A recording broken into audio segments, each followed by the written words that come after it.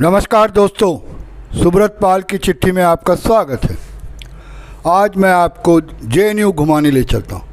Jawaharlal Nehru university of Delhi, जिसे JNU कहा जाता है।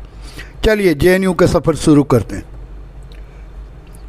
टेढ़े मेढ़े, ऊंचे नीचे, हल्के जंगलों से गुजरते हुए जेएनयू के एडमिनिस्ट्रेटिव ऑफिस पहुँचा। सुंदर ऊंची इमारत, वाह, बहुत सुंदर दिख रही थी। बच्चे आ रहे थे, जा रहे थे, क्योंकि एडमिशन प्रोसेस अभी शुरू है। इमारत के सामने से जब पीछे पलट कर देखा तो एक मूर्ति दिखी। मुझे नेहरू समान लग रही थी। गौर से देखा, जी हाँ, पंडित जवाहरलाल नेहरू की थी। सुंदर ग्रेनाइट पर खड़ी, मगर पीछे बबूल का जंगल। इस बबूल के जंगल को हरियाली से भरा बाग क्यों नहीं बनाया गया? क्या यह बबूल जंगल नेहरू की प्रतिमा को ह्यूमिलेट नहीं कर रहा है? मुझे तो ऐसा लग रहा है। अगर झाड़ों को काटने की इजाज़त नहीं है तो वो जेएनयू प्रशासन इन बबूलों के नीचे अभी बरसात में बगनविला के झाड़ ही लगवा देते, पौधे ही लगवा देते, तो शायद 2 वर्षों में ही बबूल के पौधे सुंदर बन जाते। देखिए, मेरे कॉफ़ी टेबल के सदस्य आरजे संघ ने एनिमेशन के जरिए बबूल के झाड़ों पर बगनविला चढ़ा दिया है। कितने सुंदर दिख रहे हैं। अगर ये ऐसा किया जाए तो ऐसा सुंदर दिखेंगे।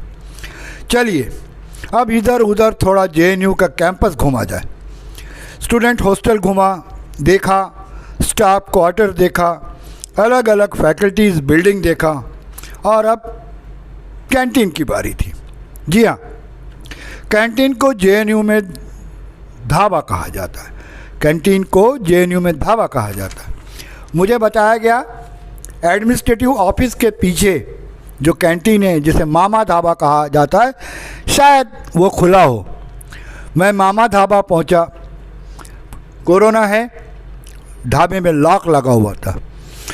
मुझे निराशा हुई कि मैं यहाँ चाय नहीं पी सका, कुछ लोगों से, स्टूडेंट से बतियाया नहीं। ओके, जब मैं ढाबे के सामने था और जब मैं पीछे तो ढाबे के बाजू में 2 सुंदर कुर्सियाँ रखी थी, एक दूसरे पर सुस्ताएं बैठी थी। कुर्सियाँ बहुत सुंदर थी, लकड़ी की कुर्सियाँ थी। ये लकड़ी की दोनों कुर्सियाँ जेएनयू की वैभवता और सुंदरता बयान कर रही थी। देखिए कितने सुंदर पुराने स्टाइल की 2 कुर्सियाँ एक दूसरे पर रखी हुई है। अगर कैंटीन शुरू होता तो मैं पूछता, इन कुर्सियों को सुधारा नहीं होने जा रहा है? कोई बात नहीं। अब जब कुर्सियों से मेरी नज़र हटी तो मेरी नज़र पड़ी एडमिनिस्ट्रेटिव ऑफिस के एक दीवार पर। देखिए, दीवार पर लिखा था, वेयर इज़ नजीब। जी हाँ, वेयर इज़ नजीब। 3 शब्दों को मिटाने का भी प्रयास दिखा। देखिए, उस पर हल्का सा एक पेंट लगाया हुआ है, पर बड़े आराम से मैंने फिर पढ़ा, वेयर इज़ नजीब। ये 3 शब्द जेएनयू की अभिव्यक्ति की आज़ादी, स्वतंत्रता, दादागिरी और जुल्म की कहानी बयां कर रही थी। वापस हल्के कदमों से मैं वापस नेहरू के साथ मूर्ति के सामने पहुंचा। जी हाँ, वापस हल्के कदमों से नेहरू की मूर्ति के सामने पहुंचा। शायद 500 कदम दूर पर, ठीक नेहरू जी की मूर्ति के ठीक सामने स्वामी विवेकानंद की मूर्ति खड़ी थी। वह भी सुंदर था, सुंदर खड़ी थी।